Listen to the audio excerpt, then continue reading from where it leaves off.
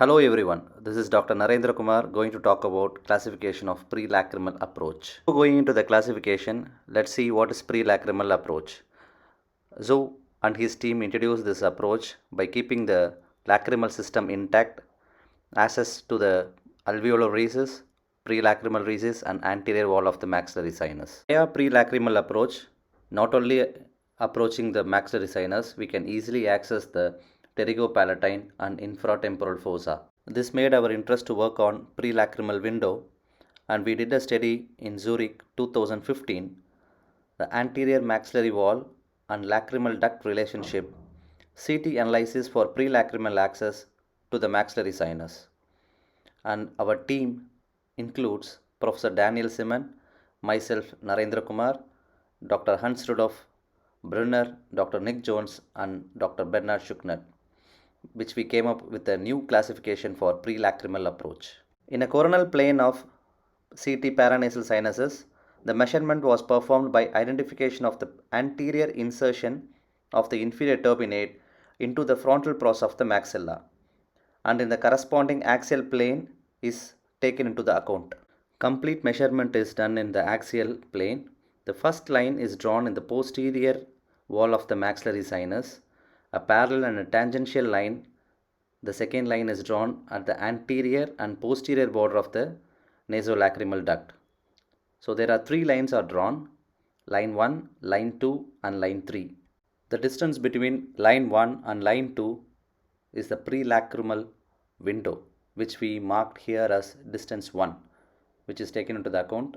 We measured the distance 1 in millimeters and we classified according to the measurement into three types. Our sample size was 200 and we tabulated the results. Let's watch the three types. Here you can see nasolacrimal duct is merged with anterior wall of maxillary sinus.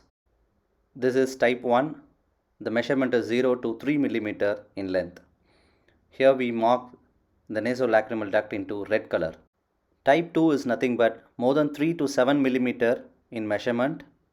Here we marked it as yellow color, and type 3 is nothing but more than 7 millimeter, and here we mark the nasolacrimal duct in green color. To conclude, type 1 is 0 to 3, type 2 is more than 3 to 7 millimeter, and type 3 is more than 7 millimeter. We found out type 2 is more common and type 3 is less common. The nasolacrimal duct colors in each type is compared to the colors in the traffic signal. In type 1 of classification, the prelacrimal approach is not possible. We have to stop, that is a red color. If so, we have to transect the nasolacrimal duct to proceed.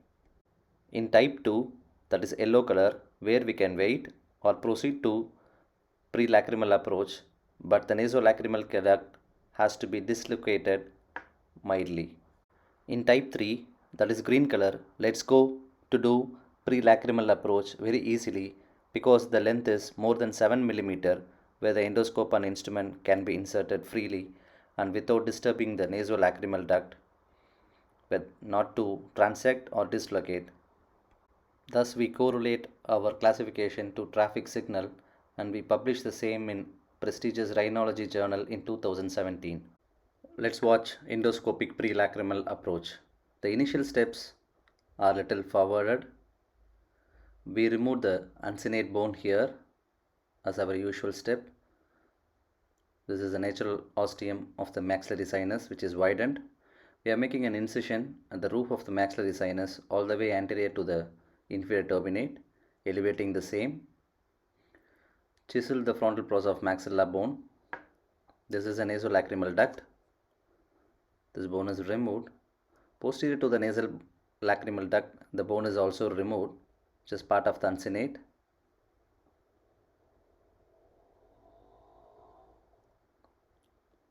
Here the maxillary sinus ostium is extremely widened. This completes pyriform turbinoplasty. Now we are removing lateral to the nasolacrimal duct bone,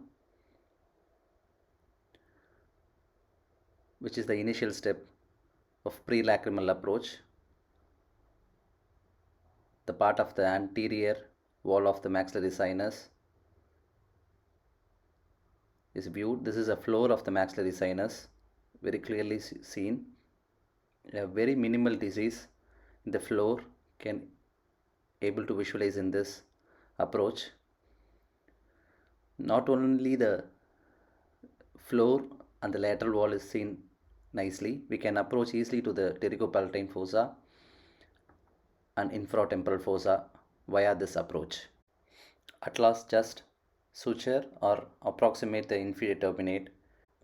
Two roads diverged in a wood, and I took the one less traveled by, and that has made all the difference.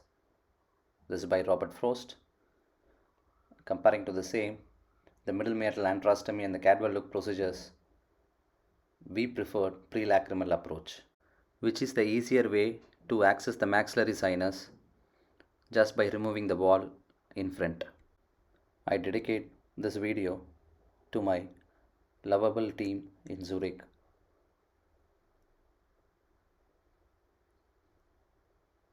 Thank you all for watching this video.